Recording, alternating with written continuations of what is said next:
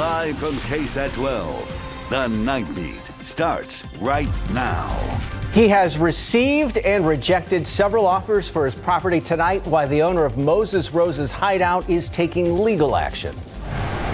A mission for hope, how a UT Health San Antonio program is helping people suffering from opioid addiction. And who's killing cows in Bexar County? It is a question multiple animal rights groups are asking, why a local cattle owner says the loss is so devastating. But first, relief tonight in the Houston area now that a man accused of killing 5 people is in custody. Law enforcement sources tell ABC News this video shows Francisco Oropeza's arrest earlier tonight in Montgomery County. The 38-year-old has been on the run since the shooting in Cleveland, Texas on Friday night. Now, investigators say that Oropeza opened fire on his neighbors after they asked him to stop shooting his AR-15 in his yard. One of the victims was just 9 years old. The 4-day manhunt finally ended this afternoon after investigators say that they got a tip on his whereabouts. He was caught hiding in a closet underneath some laundry. They effectively made the arrest. He is uninjured.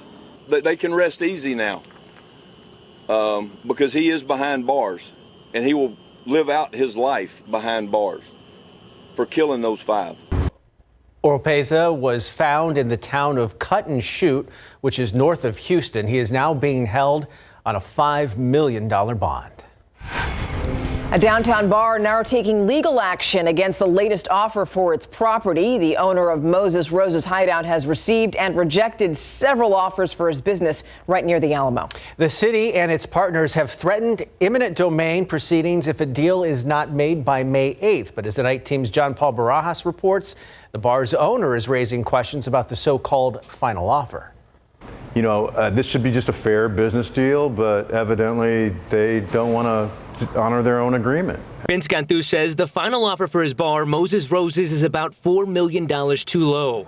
Cantu and his attorney are accusing the city, Texas General Land Office, and the Alamo Trust of forcing a third-party appraiser to skew their appraisal numbers. The accusation based on a tip from an anonymous source. How confident are you that this source is accurate in what they're telling you? 100%. They are very close to this matter. Dan Eldridge represents Moses Rose's. He says the latest offer of $5.26 million includes $4 million for the building, plus projected lost revenue for selling the business. That was determined by third-party appraiser RSI. They told the appraiser that they couldn't use that approach and that they wouldn't pay him if they did. Eldridge tells us the bar handed over its books so RSI could determine its value. However, the anonymous tip the lawyer says he received states RSI was forced to use a discounted portion of the bar's projected lost revenue. Eldridge and Cantu argue without that change, the valuation would have come out to $9.02 million. I've always told them my property was for sale. They didn't like my price, so we went to a third party. They don't like their price. They want to set the price for my property. Executive Director of the Alamo Trust, Kate Rogers, shared a statement that reads in part, Mr. Cantu's claims of a bait and switch are categorically false, adding the valuation of his business was conducted by an appraisal firm he selected. This is another disappointing example of Mr. Cantu's year-long refusal to operate in good faith. We want to get a judge to tell these individuals that should know the details and should be able to tell us more about what happened to go on the record. Cantu and his attorney tell us they have filed a lawsuit this afternoon in hopes of getting the Alamo Trust as well as a third-party appraiser to go under oath, but only time will tell if a judge will grant that to them. Meanwhile, as this is all happening, the city has already said that they will initiate eminent domain proceedings on May 8th, and then they will be looking at, what can be done if they can take this property. But Moses Rose's attorney says if they do go and proceed with that he feels confident Moses Rose's will win. At Moses Rose's, John Paul Barajas, KSAT 12 News. John Paul, thank you. It's 10 years in prison for a woman convicted of killing a retired Converse assistant police chief in a drunk driving crash. Back on March 10th of 2020, Jean Nicole Koutros was seen driving erratically. An SAPD officer tried to pull her over. Instead, she drove her vehicle into oncoming traffic, hitting and killing Rodney Reiner, a retired assistant police chief. Koutros broke down today while people read their victim impact statements in court. She's going to have to serve half of that sentence before she's eligible for parole.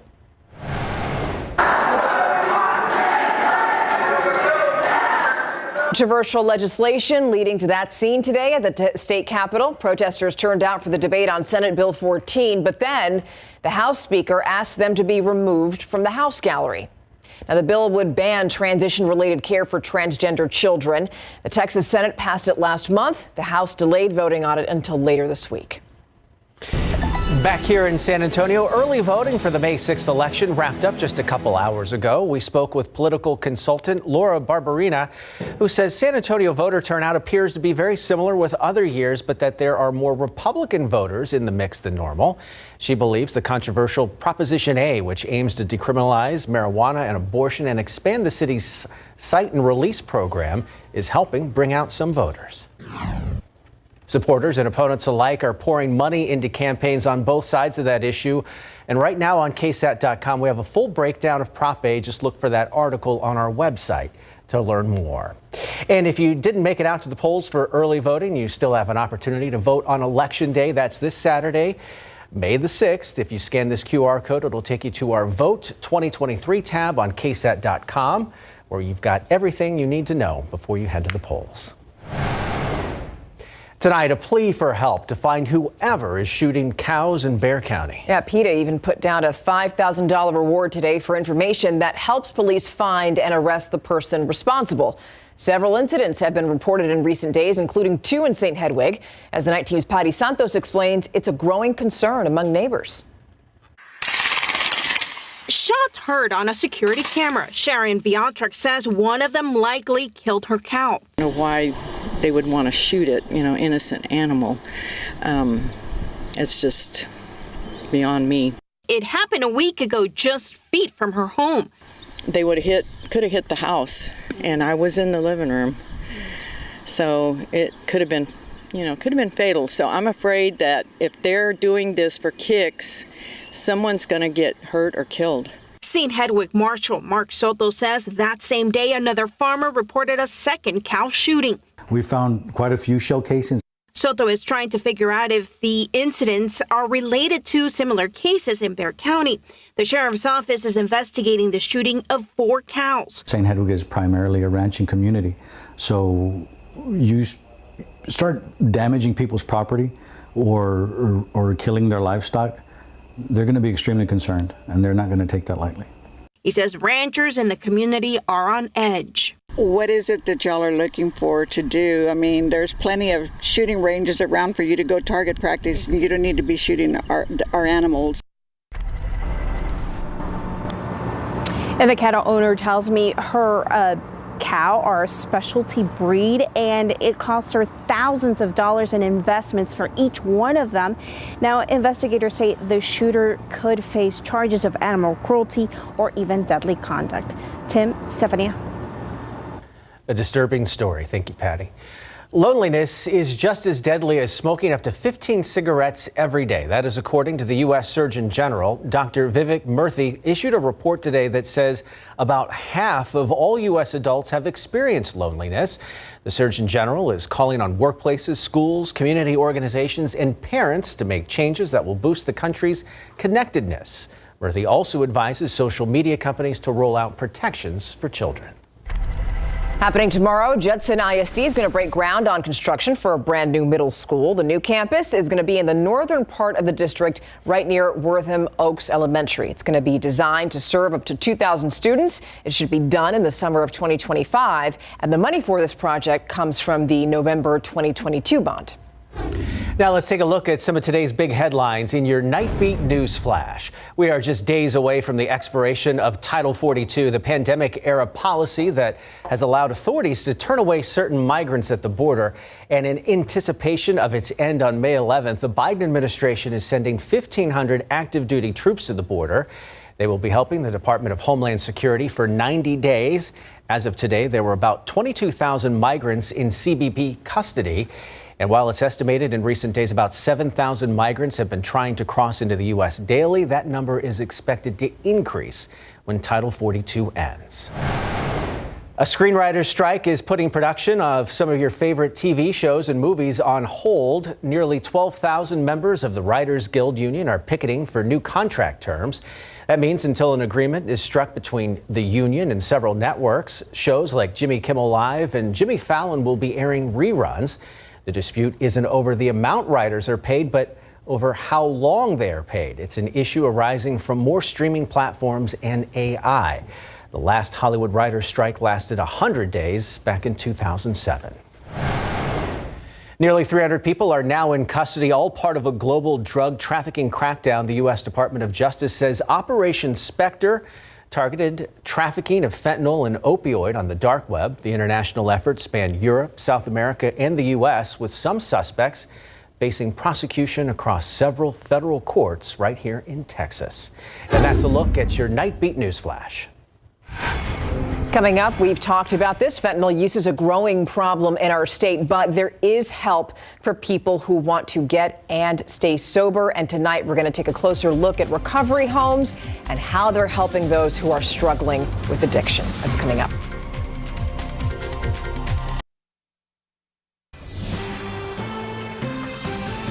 In tonight's edition of Fighting Fentanyl, we're focusing on HOPE, a statewide program from UT Health San Antonio that helps people suffering from addiction issues.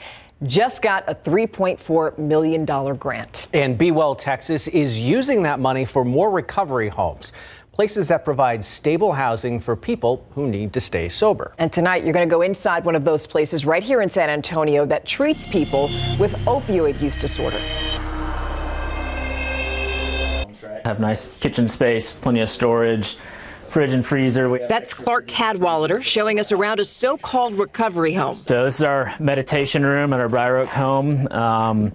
We do morning meditation every day. Clark owns several recovery homes in San Antonio through his company, New Day Recovery Services. But this one specifically helps people addicted to opioids, something Clark overcame years ago. Found myself in a full-blown addiction. Now he helps others with the same struggle. We've seen a big uptick, and especially in a lot of our younger population that we serve, that their drug of choice is now fentanyl. So when people arrive here, they get help staying sober and accountable. Eventually, they transition into their regular lives and return to work. But they also have fun. Here are pictures from recent trips.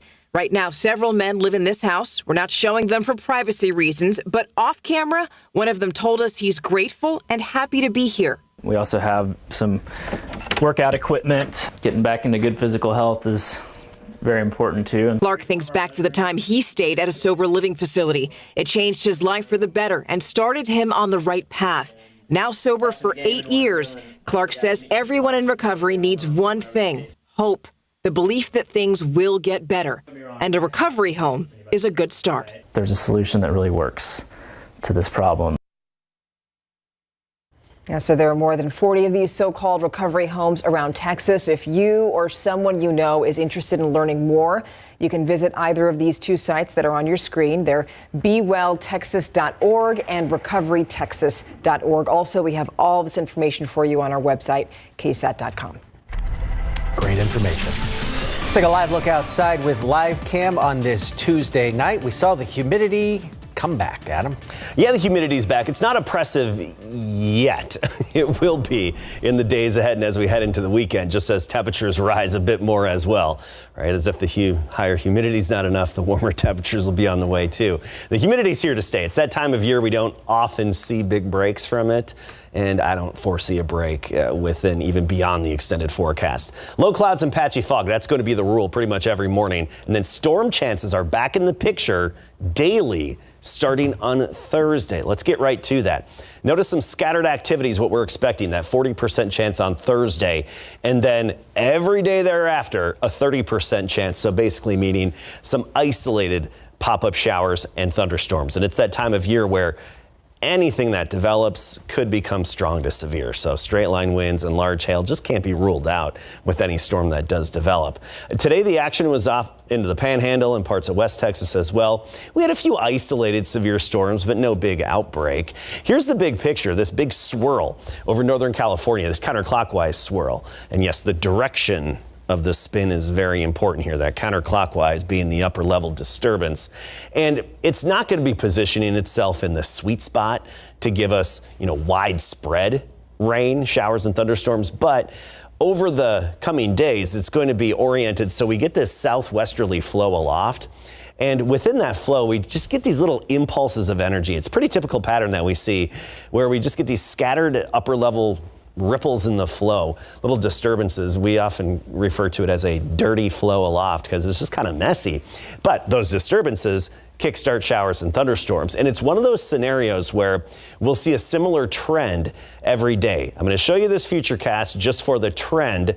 I don't think it's going to be accurate on the exact location of these storms on Thursday, but notice how it develops in Mexico or right along the Rio Grande, then moves eastward. The key is seeing when and where they develop and how far eastward they're going to make it and what communities they'll affect. It's one of those situations where it's not clear cut, like a line of storms moving in at a specific time.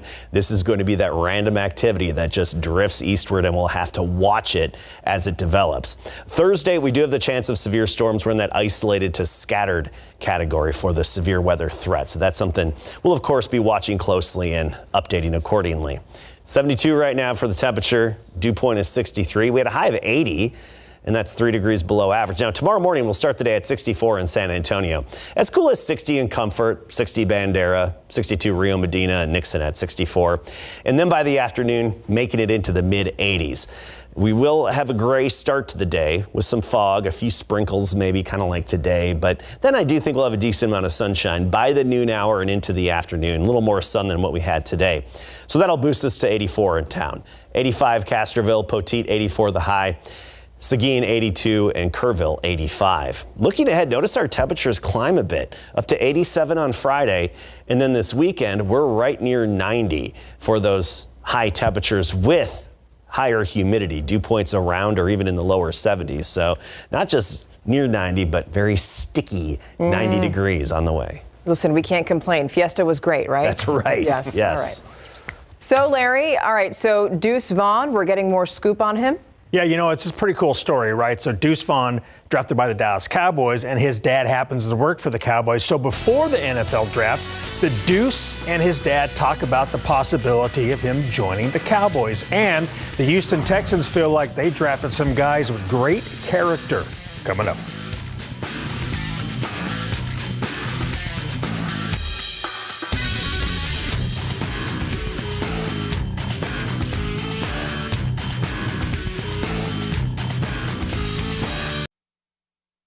Pro football coverage powered by Davis Law Firm. Dallas Cowboys running back Deuce Vaughn stands 5'5", weighs 179 pounds, but man, he can play football. He's dangerous running and catching the ball out of the backfield.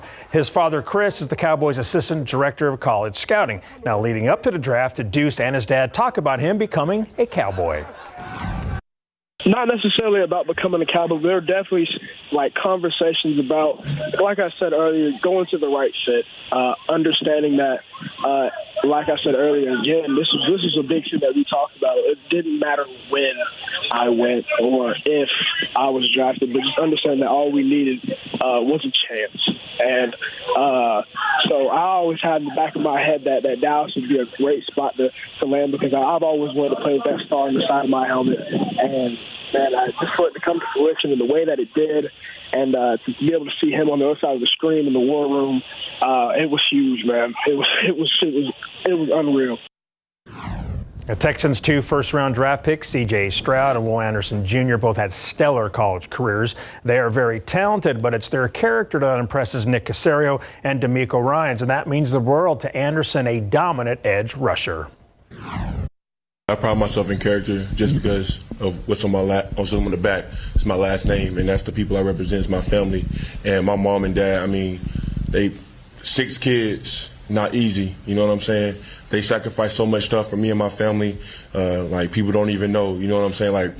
They got 6 people through high school, 3 that graduated college. Everybody doing their own thing. You know what I'm saying? So I think the biggest thing for me and my siblings is when we in the real world, we're going to represent the Anderson name the right way. And that's what I always pride myself in, is having high character.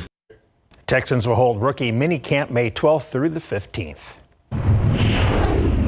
Texas Rangers opening up a 2-game series with the Diamondbacks tonight. Bottom of the 6th, runner on base for Ezekiel Duran, and he goes big fly to center field, putting the Rangers on top 5-4, and the Rangers hold on to win their 4th straight game by a final of 6-4. Astros playing the Giants at Minute Maid Park, game 2 of that series. Top of the 4th, Giants up 1-0 when Blake Sable hits that pitch to left field and off the wall. Corey Julks plays the ball perfectly still. That's an RBI dub to make it 2-0 San Francisco, and the Giants win 2-0, snapping the Astros 2-game winning streak. The two will close out their 3-game series tomorrow afternoon at 1:10. And in the Texas League tonight, the Missions lost at the Tulsa Drillers 11-1.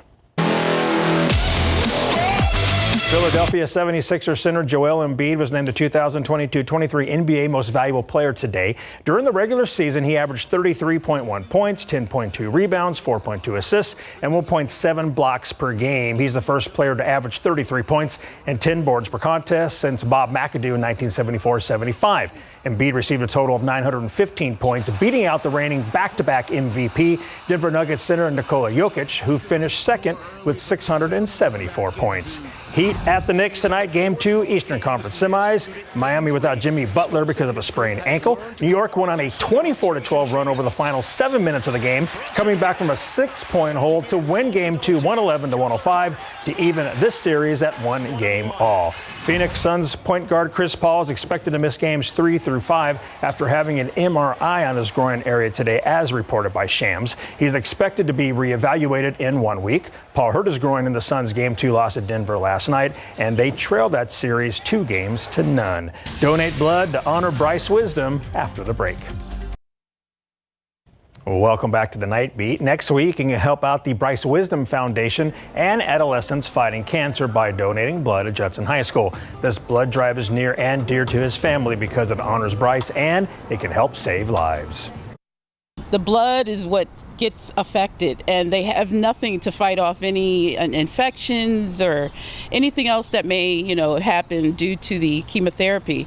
So blood is what they are given, and it helps to reboost their system and help with recovery. So Bryce had to have blood products a lot, pretty much weekly.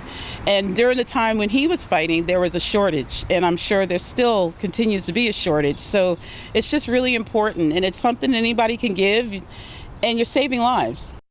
That blood drive is next Tuesday the 9th from noon to 7 p.m. at Judson High School Auxiliary Gym. For more information, you can call 210-945-1100. You can sign up in advance, or you can just show up, walk in, and you can donate. An important thing to do. Thank you. Yeah. Great way to give back. Thank you, Larry. I'll be right back.